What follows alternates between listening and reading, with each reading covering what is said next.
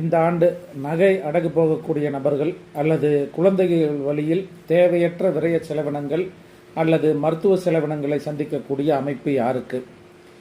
உங்களோட ஜாதகத்தில் துலாம் ராசியில் நின்று ஒரு கிரகம் திசையோ புத்தியோ நடந்துச்சுன்னா வரக்கூடிய 6 மாத காலங்களுக்கு நாம் மேலே சொன்ன விஷயங்களில் கவனமாக இருக்கணும்.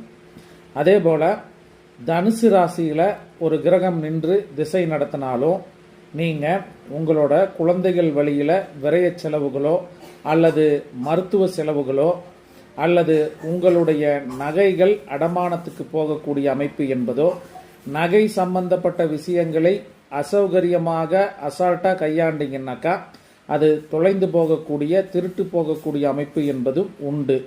அதாவது தனுசு ராசியில் துலாம் ராசியில் நின்று திசையோ புத்தியோ இப்போ நடக்கிறவங்க மேற்சொன்ன விஷயங்களில் மிகவும் கவனமாக இருப்பது சிறப்பு.